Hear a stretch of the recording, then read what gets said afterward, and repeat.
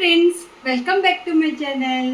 చాలా డేస్ అయింది కదా మన ఛానల్లో వీడియోస్ పెట్టి. ఆల్మోస్ట్ 15 to 20 డేస్ అవుతుంది. విలేజ్ వచ్చిన తర్వాత అసలు వీడియోస్ ఏమీ పెట్టట్లేదు, ఎందుకంటే చాలా బిజీగా ఉన్నాం. ఏం లేదు, మా అత్తయ్య గారి హెల్త్ బాగాలేదు కాబట్టి హాస్పిటల్లో ఉన్నారు ఇక్కడే వైజాగ్లో.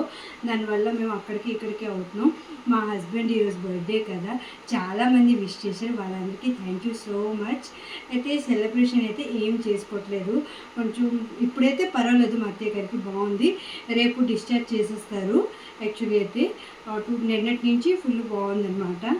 చాలా టెన్షన్గా ఉంటుంది, దానివల్ల ఏం వీడియోస్ ఏంటి తీయట్లేదు, ఎక్కడికి వెళ్ళట్లేదు అనమాట. సండే రోజు అయితే నేను హాస్పిటల్కి వెళ్ళిపోతున్నాను, ఇంకా మా హస్బెండ్ కూడా వెళ్ళిపోతున్నారు అనమాట.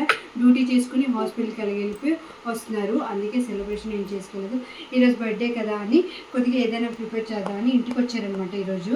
లేదంటే చాలా డేస్ అయింది, నైట్ కూడా అక్కడే ఉండిపోతుండ్రి.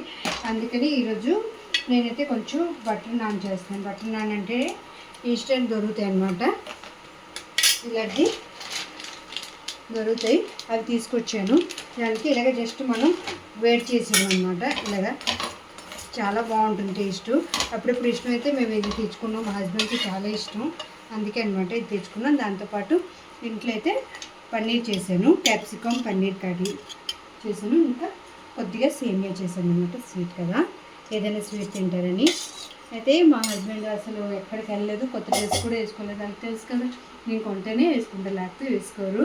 ఈరోజు కలగా మా కృషి వెనకట్లో ఉన్నాడు, నేను వీడియో చేస్తుంటే చూస్తున్నాడు అనమాట మొబైల్లో.